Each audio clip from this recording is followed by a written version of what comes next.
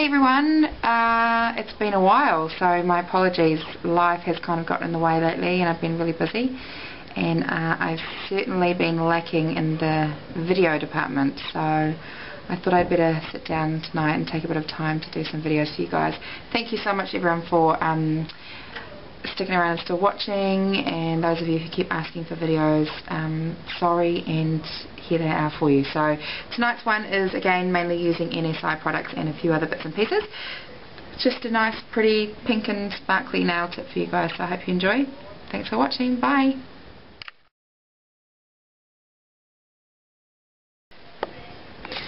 Okay guys, so tonight I'm going to be doing quite a pretty pink glittery one using NSI colours. So this one here starting with is called Glistening Rose, which is actually quite a nice slightly transparent pink colour.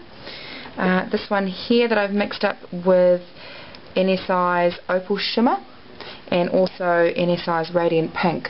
So the Radiant Pink is quite a transparent clear pink, and its Opal Shimmer is simply a glitter additive. So I've actually put those into a mix together, and those are the two that I'm going to be using to mix together for my tip, and then I'll be using Radiant Pink across the back of the nail.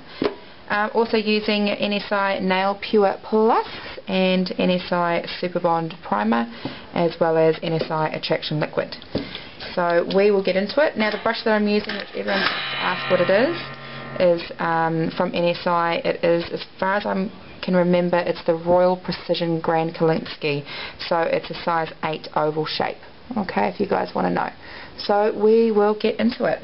Okay, so I've prepped my nail by using a file and very gently removing the top level of the nail, removing the dust. Next thing I'm going to be doing a nail wipe with a wee bit of Nail Pure and cleaning the surface to remove any oil and possible bacteria. Okay, we're going to let that dry. As you can see, it's going to start to dehydrate, which means that you know that it's worked.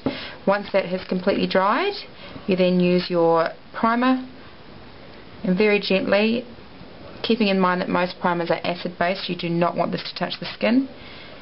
You simply put the primer onto the natural nail bed. Now I've still got a wee bit of acrylic on this section up here, so I don't want the primer to touch the acrylic, as it can cause the acrylic to turn yellow. So the primer only goes onto the natural nail bed. Okay, so I'm going to actually be foiling this one, or sculpting as some call it, using the EZYFLOW oval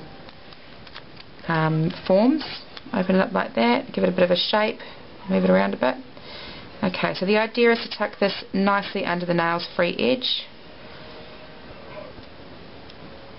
Okay, once you've got it sitting underneath there nicely, hopefully you can see that there's no gaps. We've got a nice shape. That's when we're going to secure it down and pinch the ends to give us a nice secure form. And I'm going to start with probably a larger size ball. Okay. Now we're going to place it just onto the free edge, and then I want to start to work it down around the nail. Now remember, with acrylic you don't want to brush the acrylic, you want to push the acrylic with the body of your brush. Also remembering, the more work you do with the brush, the less work you have to do with your file, which obviously makes life a lot easier. So just while the acrylic's moving a little bit, I'm just going to keep it in place, just by keeping it nice and square. And from here I'm going to then start shaping my smile line.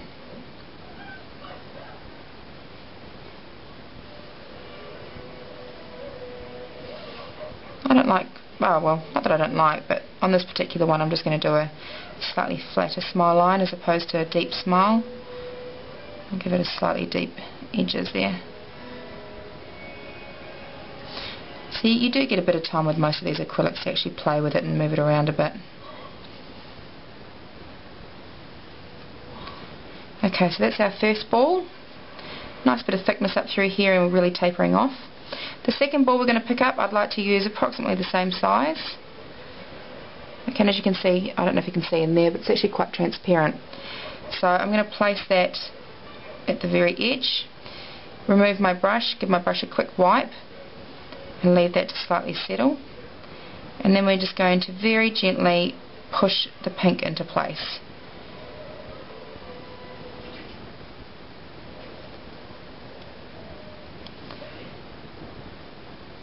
Okay.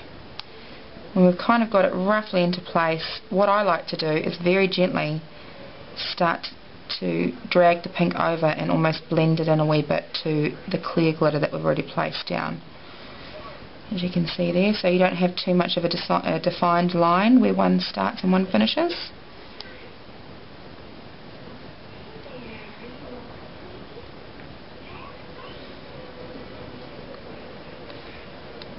The whole time not forgetting that you need to make sure that the rest of your acrylic on your sculpture is staying in shape. See, it's actually still quite pliable and quite movable. So you do get a good minute or so, I'd say, to have a play around with it. Okay, so I think that's quite nicely blended. I've got a good shape, got good thickness. And from here I am going to fill the rest of my nail bed in simply with the Radiant Pink. NSI's Radiant Pink, which is just a nice translucent pink. Nice and clear with a slight pink tinge to it. And I'm actually just using one big ball there. Oh, bit of a mess.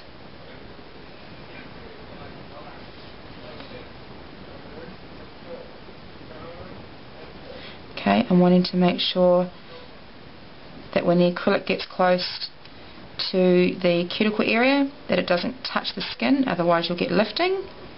So we want to keep the acrylic about a hair's breadth away from the cuticle area, and then at the same time we're wanting to taper our brush in so that the acrylic is flush with the nail bed. Okay, and from there you can get a general idea of the shape, nice and thin down here, coming up to a thicker area where the stress line is, and then tapering off again. Alright, so from there I would move on and do the next nail. I would probably leave the form sitting under here for a good 2 minutes to 3 minutes or so to let the acrylic dry before you remove them. After that we will file and shape. Okay, so I finished the rest of them, and you can tell when your acrylic is nice and dry when you tap it and it's quite plasticky. When they're not dry it's quite a dull thud. So very simple, we're just going to simply pull the foils away. When we're filing we've got to be really careful that we don't then file, see where we've nicely blended, we don't want to file too much into that because we're going to destroy the blend. So filing nicely around our cuticle area so that we're not going to cut our skin. Okay, so these nails are all filed. Before I put my top coat on, and today I'm actually going to be using a different top coat, Glam and Glitz. Usually I use NSI's Glaze and Go, which is great, but I received this one in the post today, and it's from America, and it's amazing. It's a really great top coat, so I'll have some details for you on that one. So before I do that, I'd actually like to put a Conad stamp on, which I haven't done in a while. So I'm just going to clean off my plate. Okay, this is plate number M5, if you can see that on there, just a nice pretty floral print. I guess I'm just kind of going with more of one feature nail. And you don't have to use the entire stamp on there. As you can see, I'm just kind of picking off a few little flowers here and there that I want. These ones here. Just to fill in the places. Okay. And from here we use our Glam and Glitz finish coat, which is just simply a UV top coat.